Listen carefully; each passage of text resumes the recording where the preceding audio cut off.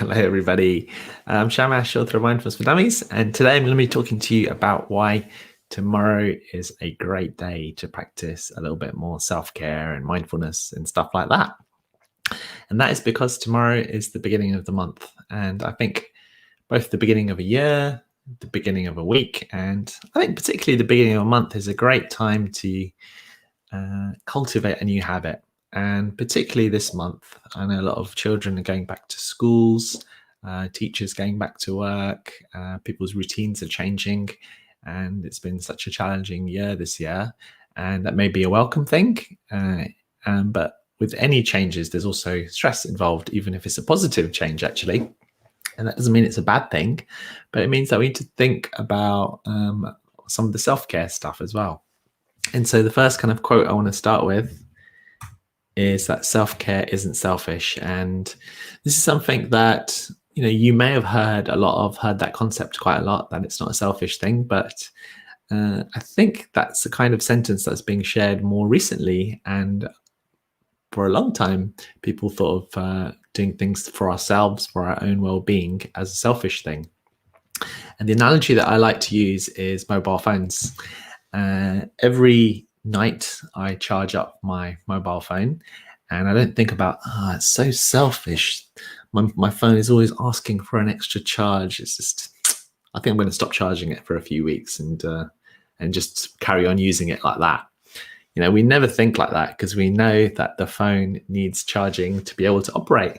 And if it stops working, it's because it doesn't have enough charge. And I think our bodies and minds work like that too. Certainly for things like sleep, you literally can't operate for more than a few days probably with no sleep. You probably would struggle to survive. And same with water. After 2-3 days of no water, you wouldn't survive either. And so these physical things are very much important for our self-care, but then we're not taught much about the emotional, mental, and spiritual things that we need to do also for self-care. And although we may feel as if we can carry on going for a bit longer without doing that stuff, over the long term, it would have an impact on us.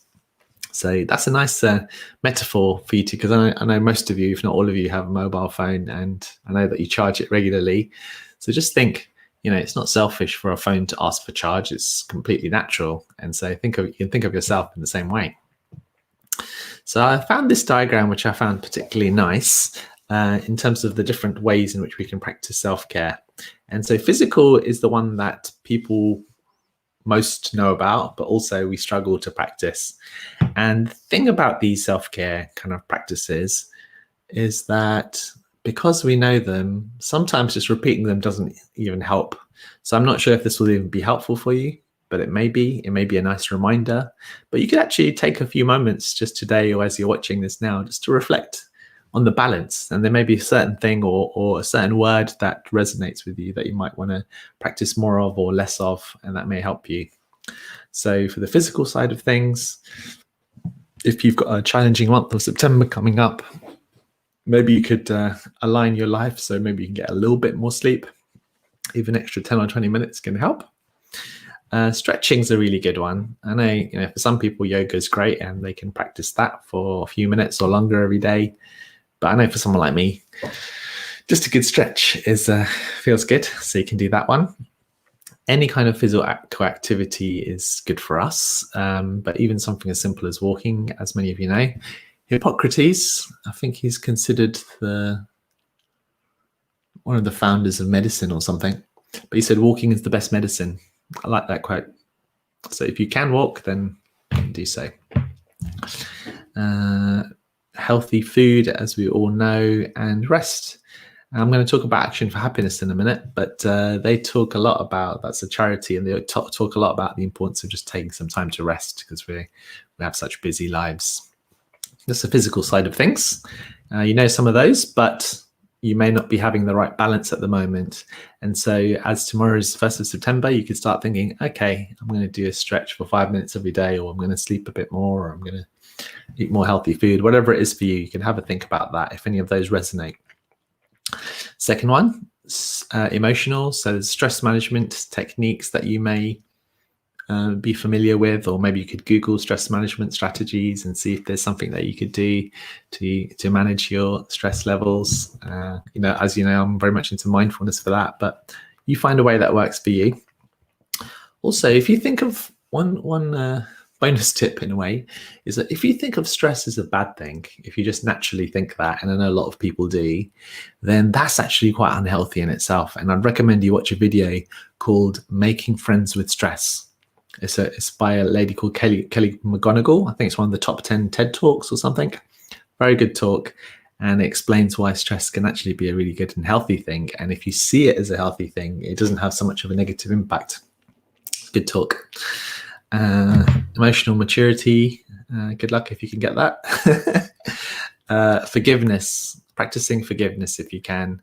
Self-forgiveness. We've talked about that. I think I talked about it on the 29th of August, a couple of days ago. Self-forgiveness is really powerful, and then it's easier to forgive others, and the same with self-compassion and kindness. Doing acts of kindness for others is actually good for our health as well as for ourselves. So it's almost a form of self-care to do small random acts of kindness for others, which is an interesting one.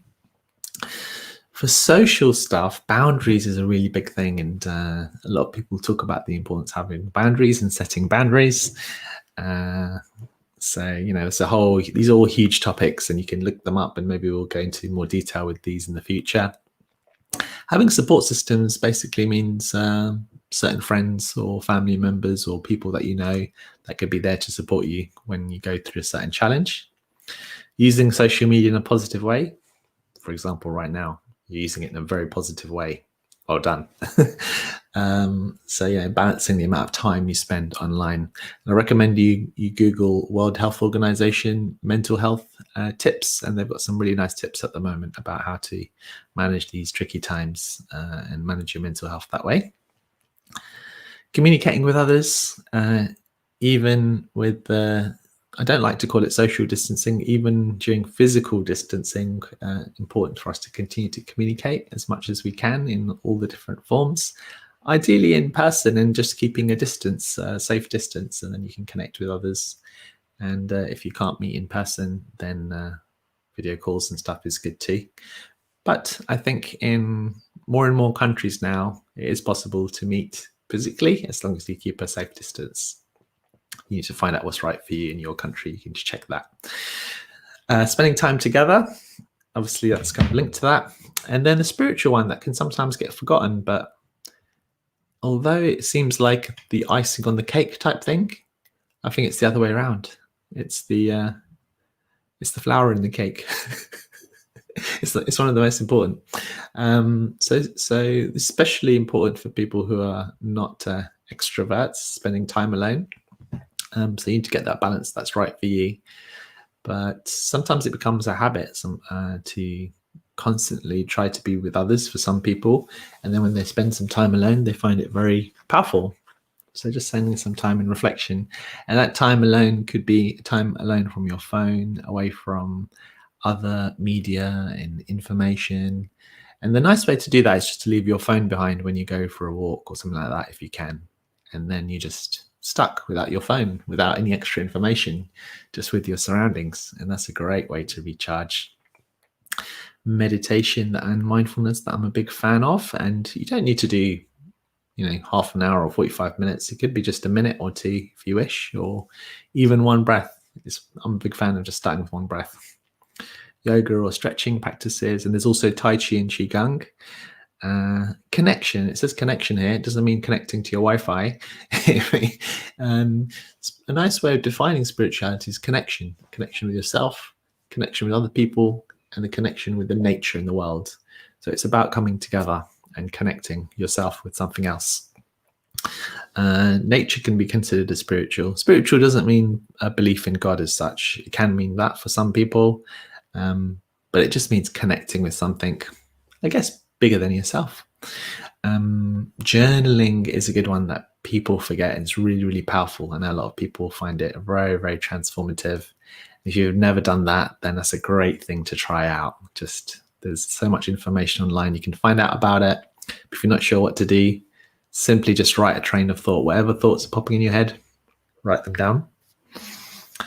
And sacred space, I guess, means having a nice space that you can go to, whether it's in your home or outside, which nourishes you, makes you feel good. So there's some nice stuff there. Can I make it a bit bigger so that you can all see?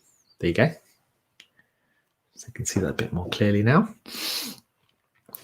And what's my next slide? Yes, so my next slide is to recommend the Action for Happiness calendar. So actionforhappiness.org is the website, and they make a calendar for every month. And by beautiful synchronicity, next month is called Self-Care September.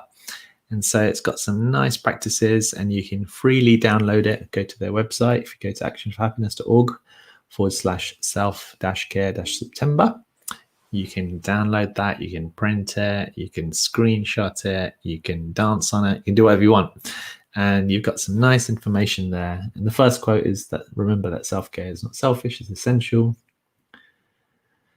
And some nice little quotes there. So if they resonate with you, that could be a nice resource for yourself or your friends. And maybe if you're starting school, they could print it out and stick it on the wall. That's a real good one. Really nice charity I recommend you follow. And that's what comes to mind. I've got the next slide is if you want to do a free mindfulness thing with me. So if you do want to practice mindfulness, then and you want to start for free, then you can start with this free 7-day email course. So I wrote quite a while back, but still get messages from people saying that they're really enjoying it. So you can try that. And if you want to do more than that, you can get in touch with me. And we also have a club where I guide a meditation every single morning, and I'll be doing that in September too. So all sorts of different options there for you. But remember that the beginning of the month is a good opportunity for you to start practicing some kind of self-care activities, especially in these very tumultuous and changing times. And so see and consider what's right for you. And I'm going to go back to the phone slide, and I think, hey, it's not selfish for a phone. It's not selfish for a phone to be recharged. It's very natural and normal, and it's something that we do every day. And so we need to plug ourselves in and remember that we also need recharging. So I'm going to charge myself up right now. That's better. See you tomorrow. Bye for now.